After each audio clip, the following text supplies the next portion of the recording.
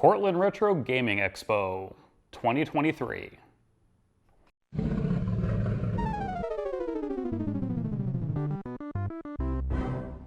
Hey there, Vince here, and I just got back from Portland Retro Gaming Expo a couple days ago. It was a great experience getting to go down to Portland to hang out with a bunch of vendors and retro gaming enthusiasts and gamers, and just being able to talk with them and hang out with them and share stories, experiences, buy some games and some systems and some equipment, and just generally converse with a bunch of nerds in the retro gaming scene from all over the country and all over the world. So before getting into the action of what all I experienced down there in Portland, let's go over some of the things that I just picked up, because I actually spent a bit more money than I wanted to, but a lot of these items were cheaper than I was expecting, so I got a lot of little items rather than a few big items this time around. One of my philosophies with shows like this is when the doors first open, be there at the beginning if you want to get a really good deal. Most other shoppers are going to shop front to back of the Expo Hall, sales hall, whatever you want to call it. Me, I try to get past the crowd, go to the back and work my way front, because at those back vendors, nobody's picked through those to find the good deals yet. And that's exactly what I did on day one. And immediately within the first 5 minutes, I found an amazing, amazing deal.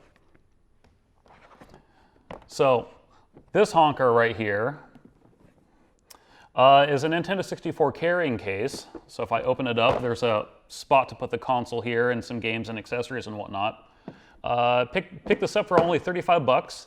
And while walking around, other N64 collectors and other vendors were commenting on it, asking me about it.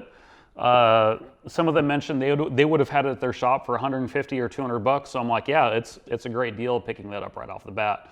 The only downside is buying something that big and bulky right at the very beginning means getting stuck walking around with it for a few hours. Luckily, not too far into the show, I bumped into one of my Discord buddies who happened to drive to the convention, park at the convention center right next to the elevator, and he was like, hey Vince, want to store this in my car? And I'm like, you are a lifesaver. So continuing on in no particular order, because I actually don't remember what order everything else came in at, picked up a team tap for the Jaguar. I don't really have a use for this. I only have just a small handful of Jaguar games right now. I don't think any of them use this. I don't even know if any of them are even multiplayer. I don't think they are. And on top of that, I only have the one Jaguar controller, but you know, down the road, maybe there's a Bomberman game or something like that to try out. So either way, like the ability to have more than 2 players, you know, really neat. Behind me over there, I have a bunch of Tengen games, and I've been trying to complete the full NES Tengen collection. And I've broken that out into 2 separate sections. Basically, there are the licensed or somewhat licensed gray cartridges and the completely unlicensed black cartridges. The gray cartridges, there's only 3 games, one of which is already back there, and it's one of the Pac-Man games. The other 2 that I was missing was Gauntlet, I was able to find that, and RBI Baseball. So now I have all of the gray cartridges. But along with that, I'm trying to get all the black cartridges too. So here's RBI Baseball 3. So now I have all 3 RBI Baseball games in black plus the one in gray. Another game that I needed in my collection was Afterburner. And Afterburner's always been one of my favorite all-time game artworks. I love the way the plane looks on this game.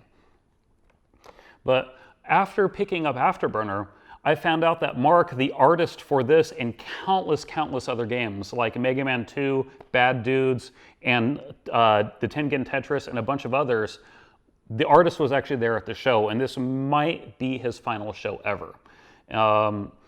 So later on during the show, I was browsing another vendor, and I ran across this, a full, complete in box copy of Afterburner. And when I say complete in box, I mean it has every single extra. So the poster, the registration card, the whole 9 yards, everything is in this box. And if you look ever so closely, the whole reason I bought this is I took this to Mark to get it autographed. So this will be like one of the cool, awesome, like no play games in my collection.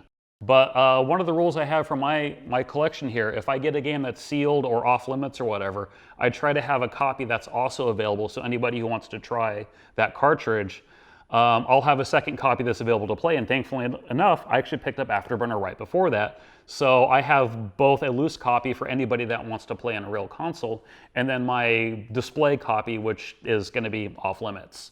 While at Mark's table, I also picked up 5 poster prints from him.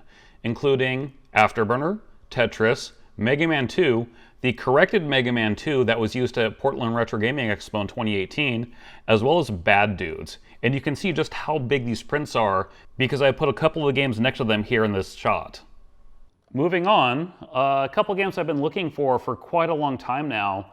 A copy of ActRaiser for the Super Nintendo. This is a game I usually go through and play about once a year, so actually having one in my personal collection now rather than borrowing from somebody else, I now have like a physical cart that I can now use and go through. It's just, I think I'm gonna have to go replace the battery in it. I believe the battery in this one is dead. Another old game that I've been looking for and I've been struggling to find at any show that I go to is Arcana, which is basically a first-person card game RPG for the Super Nintendo. And funny enough, like I said, I've been struggling to find this at every single show. I think I counted 5 or 6 copies of this game across all the different vendors at this show. So plenty of supply of this game, but I was very, very happy to find it. And for both of these games, their labels and cartridges just look nearly perfect. Really, really great condition. And continuing with the Super Nintendo trend, a complete unboxed copy of SimCity. This game has always been a nice classic, just a fun screw-around game. Just, you know, it's a city builder. It's the city builder from back in the day. And who doesn't like a good Bowser attack through the city? Come on, that's always awesome. Continuing with the SimCity train, also SimCity 2000 on the Sega Saturn. Because, again, I love the first SimCity, is great, but honestly, SimCity 2000 is actually my favorite city builder of all time. So getting to try it out on the Saturn versus, you know, other platforms that I've played it on, like the Super Nintendo, or, you know, as a kid, DOS and Windows a whole bunch. I'm curious to see how this plays any differently than the other versions. Switching back to hardware for a second, one of the items came in this nice Portland Retro Gaming Expo bag. A really nice cloth bag here for me to use. And the item that came in it was a Dr. V64. Interesting story, the guy that I got this from, he said he actually bought it the day prior, and he wanted it for his collection because he's a big N64 collector like I am. And then the next day, he found a complete in-box copy and bought that instead. So at his table, he put this one out for sale. He'd only had the thing for 24 hours. And on the last day, I'm just like, wow, that is a rare, really rare, odd find, especially for near the end of the show. I think this was my very last purchase of the show. So I saw that on the table and I'm just like, hey, let me run to the ATM right now. I'm gonna go grab cash. That thing is mine. I love random weird accessories and I can't wait to get this thing fully operational again. He said that there's some issues with the optical drive in it, but these use standard IDE optical drives that you could just pull off the shelf from any PC. And I'm sure I probably have like 10 of them in inventory just sitting in my PC inventory closet upstairs. So really neat accessory. But let's get that out of the way because what's sitting underneath it was another big good find of mine. Neo Geo CD. I've been wanting a Neo Geo in my collection for a long time. Granted, it's not, you know, one of the cartridge ones, it's the CD one. So I'll go back and get the other console in the future, but at least for now, this starts my Neo Geo collection. And along with it, at the same vendor, I picked up 4 games. So, I mean, go figure, if you're gonna get a Neo Geo, these probably all make perfect sense. King of Fighters 94. The King of Fighters 96.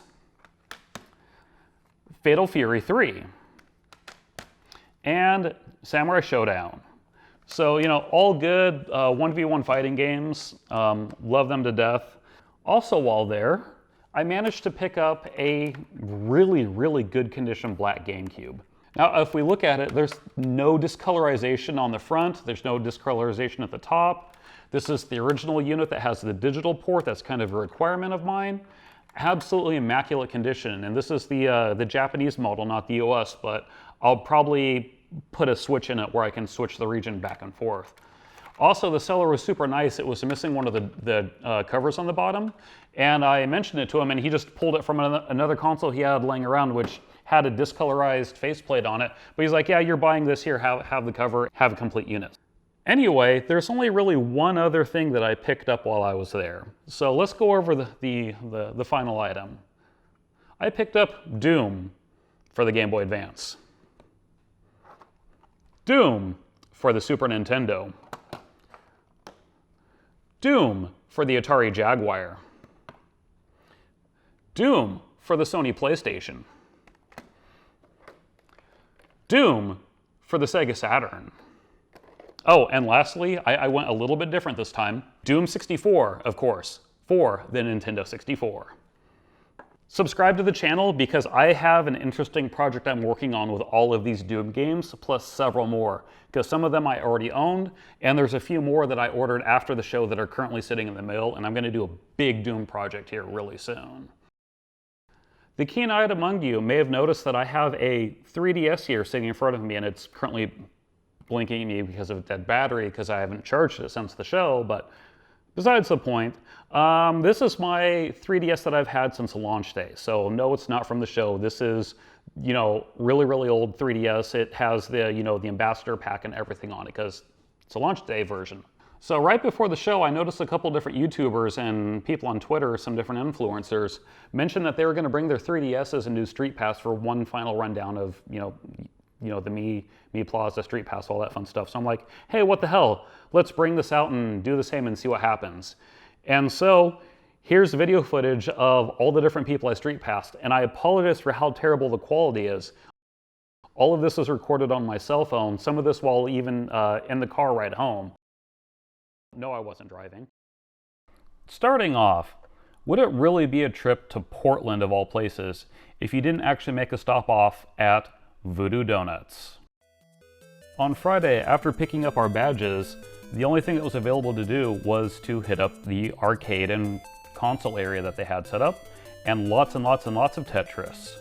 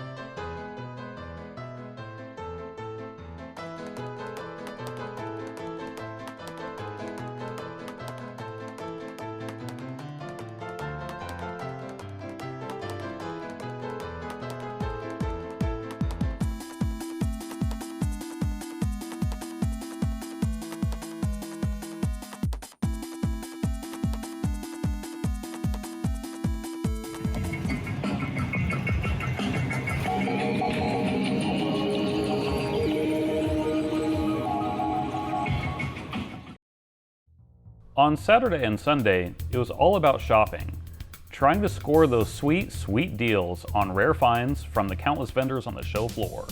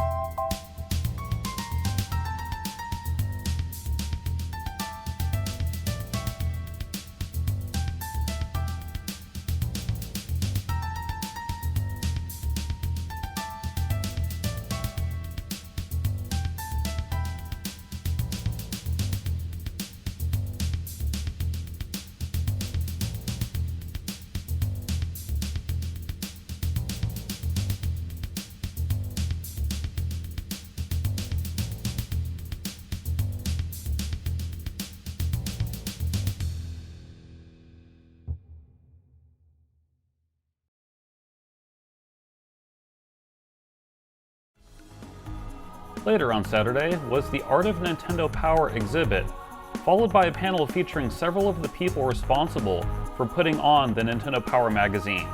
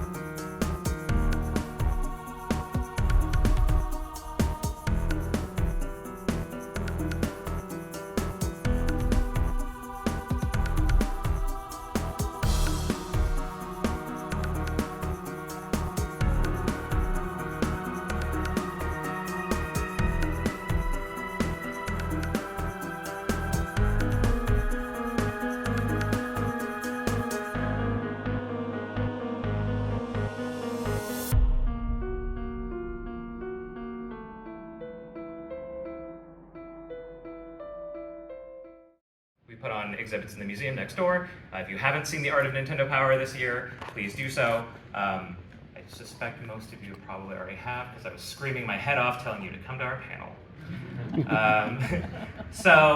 To my left are three amazing people that all worked on Nintendo Power magazine. We have just to my left here, that's Scott Dowse. He was a designer.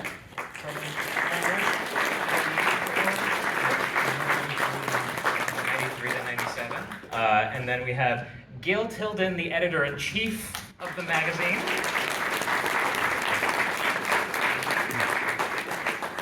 And on the far left, Kim Logan, the design manager for the last 10 years.